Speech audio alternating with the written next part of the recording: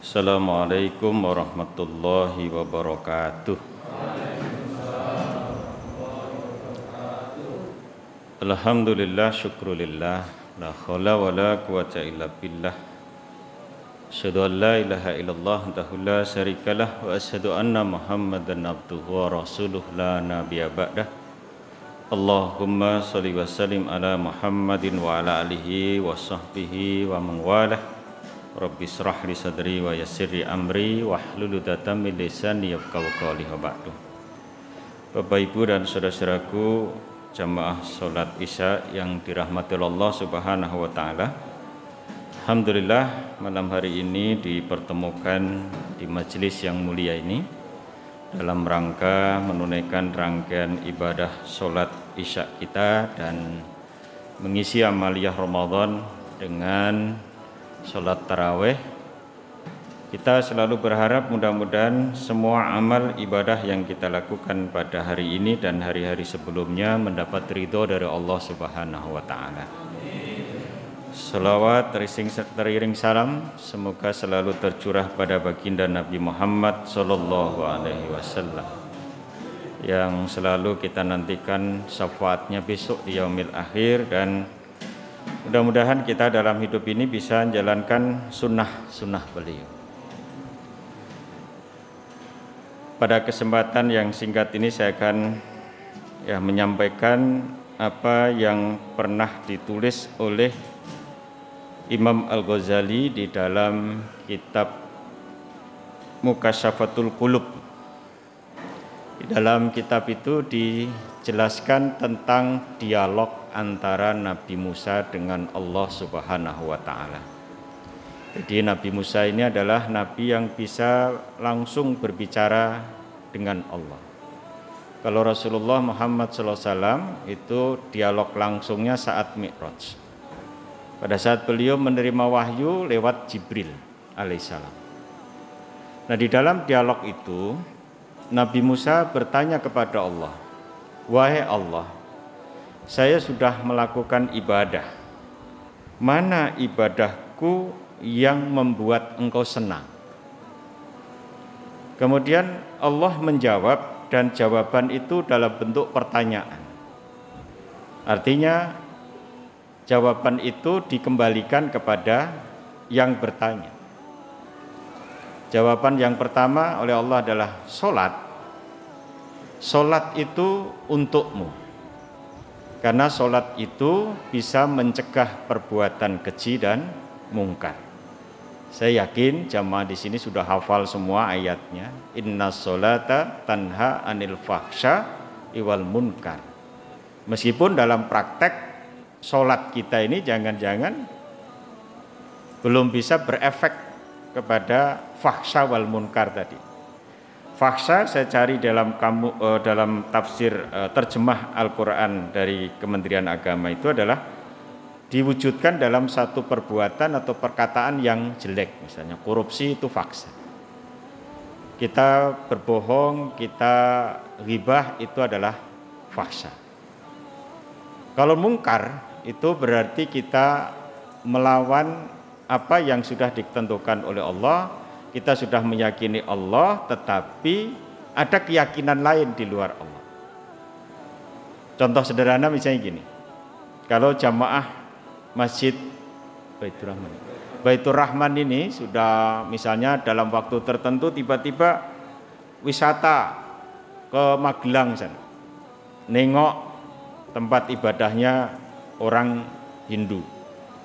Di sana ada Candi Borobudur. Pintu masuk candi itu ada stupa kecil yang dalamnya katanya ada Kunto Bimo. Dan itu ada mitos. Siapa yang bisa megang anunya Kunto Bimo? Anunya saya nggak ngerti dah ini. Maka dijamin sukses hidupnya. Padahal orang ini tadi Islam dan setiap hari sudah baca Al-Fatihah, iyyaka na'budu wa iyyaka nasta'in sampai ihdinas siratal mustaqim, tapi masih melakukan itu artinya dia berbuat munkar. Dan sampai sekarang kelihatannya tidak pernah ada orang yang bisa megang itu. Karena saat mau dipegang itu Kunto Bimanya mundur itu. Jadi nggak bisa kepegang kira-kira begitu kan. Kira begitu dah.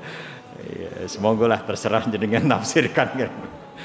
Nah itu artinya dia ya itu yang disebut ada yang mengatakan orang ini ternyata apa ya? Ya menipu diri sendiri. Ya pada saat dia sudah berikrar di hadapan Allah, iyyaka na'budu wa iyyaka nasta'in, ihdinas siratal mustaqim, tapi masih melakukan begitu. Atau mungkin ke timur sana ketemu cari Kiai Slamet. Terus mati padahal Kiai Slamet. Nah, itu ya. Jadi maka jangan sampai itu. Kemudian yang kedua, zikir. Zikirmu itu untuk dirimu sendiri. Karena dengan berzikir hatimu menjadi tentram. Alladzina amanu wa tatma'innul qulubuhum bidzikrillah, ala bidzikrillah tatma'innul qulub. Orang-orang yang beriman dan hati mereka menjadi tentram dengan berzikir mengingat Allah. Ingatlah hanya dengan mengingat Allah hati itu menjadi tentram. Cuma orang-orang sekarang itu juga lain lagi. Zikirnya di Facebook. Punya masalah langsung ketik. Nah, apalagi kalau misalnya ada perempuan kemudian curhat gitu. Nah, ditangkap laki-laki yang hidungnya belang. Kemudian ditanggapi, akhirnya masalah juga begitu kan. Kita sudah berzikir kepada Allah. Ya. Sholat itu zikir kan sudah. Dan yang terpenting lagi adalah mari kita biasakan mulut kita ini untuk berzikir. Siapa tahu kebiasaan itu nanti akan terbawa sampai kita mau meninggal dunia. Karena kata Nabi, man kana akhiruhu kalamihi la ilaha illallah dakhalul jannah. Barang siapa yang di akhir hidupnya dia bisa melafadzkan kalimat la ilaha illallah, maka dia halal masuk surga. Saya pernah ngisi pengajian begini, ada yang celetuk, Pak Ustadz, kalau la ilaha illallah kan gampang. Iya, sekarang saat hidup. Saat nanti menjelang mati, siapa yang bisa menjamin dia bisa melafadzkan la ilaha illallah? Meskipun sudah ditalkin oleh anaknya. Untung kalau anaknya itu bisa talkin dengan cara-cara Islam. Yang payah itu bapaknya mau mati, anaknya talkin, nggak ngerti bacaan talkin, malah anaknya bilang, Pak nyebut, Pak nyebut. Bapaknya jawab, but gitu kan. Maka yang kecil-kecil begini ini harus kita ajak ke masjid, ajari kalimat thayyibah. Nanti kalau orang tuanya mau meninggal, dia bisa mendampingi la ilaha illallah gitu kan. Hal-hal seperti itu semuanya tergantung dari kebiasaan, saudara Pak. Orang kalau nggak biasa melafadzkan zikir, maka kalau kesandung yang disebut mesti selain Allah. Yang ada di sana itu loh. Mana nih Pak? Oh, sana ya. Ono jaran, ono wedhus, ono apa niku metu kabeh niku Pak, isi kebun binatang niku. Tapi kalau orang biasa berzikir, kesandung mesti innalillah. Dapat nikmat, alhamdulillah. Melihat sesuatu yang takjub, subhanallah. Gitu kan. Naik kendaraan nanjak, Allahu Akbar. Naik kendaraan turun, subhanallah. Jadi semua yang dilakukan isinya zikir. Dan itu nanti akan terbiasa, akhirnya nanti saat sakaratul maut mungkin tanpa dibimbing pun bisa melafadzkan. Satu temuan dari Ustadz Komarudin yang beliau niki asli Ngawen tapi dinas di Rumah Sakit Islam di Jakarta. Karena Ustadz tugasnya apa? Mendampingi orang yang sedang sakaratul maut, pasien. Dari 1000 pasien yang didampingi itu ternyata yang bisa melafadzkan la ilaha illallah cuma 7%. Berapa nih? 70 wong. Ternyata ditelusur ahli warisnya, ini amalan apa yang dia lakukan selama hidup? Yaitu 1 orang yang sholat tepat waktu, 2 orang yang setiap hari baca Quran, 3 orang yang setiap hari bersedekah, 4 orang yang tidak makan harta secara batil, yang kelima orang yang suka menjalin tali silaturahmi. Kalau bahasa Arabnya silaturahim, kalau di Jawa tambahi tali. Kenapa kok pakai tali? Karena gambarannya ngeten lho Pak. Tali niku kalau pendek itu diikat itu angel. Tapi kalau taline panjang diikat itu gampang. Maka syaratnya wong silaturahim niku kalih. Satu kudu jembar dadane, loro kudu dawa taline. Masa ususe iki lho sampean. Saya ngasih contoh tali kok ya sampean niku usus ngono. Menasa karepe jenengan nggih. Ngeten kan nggih. Nggih niki nggo ana mawon nggih. Nggih hiburan mawon Pak. Nggih. Nggih. Ngoten niku lah kira-kira. Sampai mana tadi? Wah, usus ya, jenengan apale usus. Nah, itu nggih. Nah, lakukan seperti itu tadi secara istiqomah sedikit tapi terus menerus itu lebih disukai Allah daripada sekali banyak terus nggak pernah sama sekali. Ngoten nggih. Yang berikutnya puasa. Puasa itu untukmu karena melatih dirimu untuk memerangi hawa nafsu. Di dalam diri kita itu kata Rasulullah, innal fil jasati mudghatan fa idza saluhat saluhal jasatuhu kulluhu fa idza fasadat fasadal jasatuhu kulluhu inna fahiyal qalbi. Dalam tubuh manusia ada segumpal daging, kalau dia baik-baik semua, kalau dia jelek-jelek semua, dia itu adalah qalbu. Menyebut kolbu jangan sampai keliru, jangan pakai kaf, karena kalau pakai kaf iku podo karo sing melet-melet kalau melayu. Napa nih kak? Guguk, nah gitu. Anjing balap kambing balap, segawon, nah itu kalbu, ya. Tapi kalau kolbu kata Imam Al-Ghazali tempatnya ada di dada sebelah kiri. Penjelasannya adalah jantung. Nah, di dalam jantung itu ada dua makhluk, satu namanya akal, yang kedua namanya nafsu. Nah, nafsu ini yang ngeyelan. Dialog antara Allah dengan dua makhluknya tadi. Yang pertama dipanggil akal, ya ayuhal akal man anta wa man ana. Ya akal, siapa dirimu dan siapa saya? Akal menjawab, anna abdun wa anta rabbun. Akal, engkau adalah makhlukku yang mulia, maka masuklah kamu ke dalam surgaku. Nafsu dipanggil, ya ayuhan nafs man anta wa man ana. Dia menjawab, ana wa anta anta. Kalau anak Jakartenan itu bilangnya gue lulu, kira-kira gitu kan. Nah, kalau jenengan ketemu wong ini kira-kira diapa ke? Wetak. Allah perintahkan nafsu, masuk kamu ke neraka jahim. 100 tahun lamanya dalam neraka itu, dipanggil lagi, ditanya lagi dengan pertanyaan yang sama, masih jawab sama Pak. Akhirnya masuklah kamu ke dalam neraka ju. Apa ju? Lapar. 100 tahun lamanya di situ, kemudian dipanggil, baru dia menjawab, ana abdun wa anta rabbun. Nah, gitu. Jadi puasa itu mengendalikan diri untuk apa? Ya minimal makan selama terbit fajar sampai terbenam matahari. Persoalan nanti ada Allahu Akbar, langsung makan leb. Salat maghrib, bersolat maghrib mangan meneh. Terus salat isya, tarawih, bertarawih mangan meneh. Terus melu tadarus, bertadarus mangan meneh. Sedina mangane malah ping 5 sama poso. Maka bar poso malah lemu-lemu kabeh. Harusnya mengendalikan diri untuk makan dan yang hal perlu dikendalikan, tapi setelah berbuka melebihi jatahnya. Oke. Nah, kemudian Nabi Musa bertanya lagi, lalu apa ibadahku yang membuat hatimu senang ya Allah? Kemudian Allah menjawab, sedekah, infak, zakat dan perbuatan baikmu itulah yang membuat aku senang.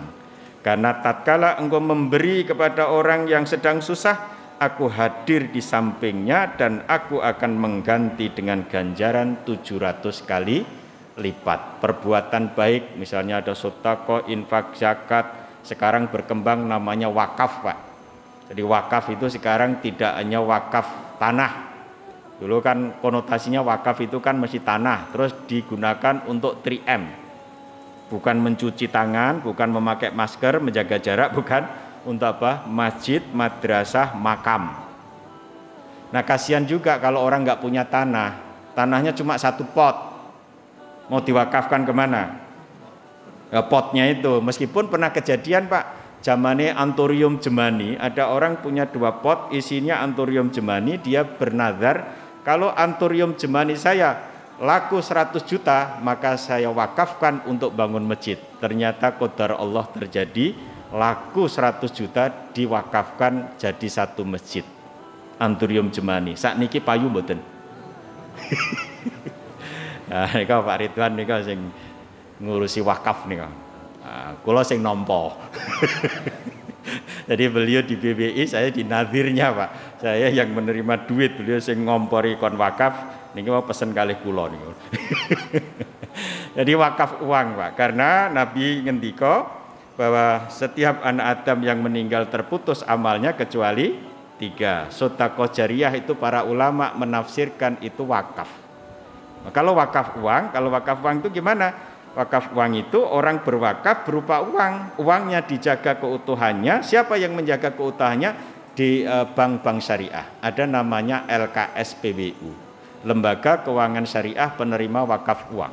Loh Pak, nanti kalau nilainya berkurang, itu urusan lain, karena rupiah kita itu memang gejolaknya sangat tinggi. Yang penting nominalnya tetap utuh. Gitu? Duit 1000 dhisik sampai sakniki nule pinten? 3 toh? Orang pernah berkurang toh? Ning 1000 dhisik dengan 1000 sakniki, 1000 zaman saya masuk pertama kali di Jogja tahun 85 itu entuk 4 bungkus nasi gudeg pun. Gitu? Sakniki? Oh, parkir wae ra entuk ngono, parkir wae 2000. Kamar mandi mawon 2000 niku kan. Nah, itu diatur begitu rupa, ya, sehingga bahkan ngeten Pak, kalau wakaf itu ada yang permanen, ada yang berjangka. Yang permanen itu jenengan wakafkan itu selamanya nggak boleh diambil, tapi kalau berjangka jenengan bisa memberikan jangka waktu misalnya 5 tahun. Misalnya jenengan wakaf 1 miliar, 5 tahun diambil lagi pokoknya. Hasilnya digunakan untuk kemaslahatan umat. Dan ternyata perbuatan-perbuatan baik ini adalah, kata Rasulullah, istirakulu muskila ma'al sodaqah. Belilah semua kesulitanmu dengan sedekah. Mungkin jenengan sudah pernah dengar cerita atau bahkan mengalami sendiri pada saat kita kesempitan, tiba-tiba ada min haitsu la yahtasib. Karena ayat yang lain juga mengatakan alladzina yunfikuna fi sarai wa dhara, yaitu orang yang menafkahkan hartanya saat dia sempit maupun lapang. Saat sempit dia bisa berwakaf, bisa bersedekah, itu luar biasa. Tapi kalau orang kaya wakaf, sedekah, infak, zakat itu biasa. Gitu kan? Nah, inilah Bapak Ibu sekalian, mumpung di bulan Ramadan, bulan di mana keberkahan Allah dilimpahkan kepada kita, dilipat gandakan lebih banyak, bisa kita manfaatkan untuk hal ini. Dan inilah yang nanti akan kita bawa sampai di negeri akhirat. Akhirnya Allah berfirman, wabtaghi fima ataqallahu darul akhirah wa la tansa nasibaka minad dunya wa ahsin kama ahsanallahu ilaika wa la tabghil fasadat fil ard innallaha la yuhibbul mufsidin. Surat apa ini? Al-Qur'an, betul. Al-Qasas ayat 77. Mudah-mudahan ada manfaatnya dan maaf segala kekurangannya. Wabillahi taufiq wal hidayah wa ridha wal inayah. Assalamualaikum warahmatullahi wabarakatuh.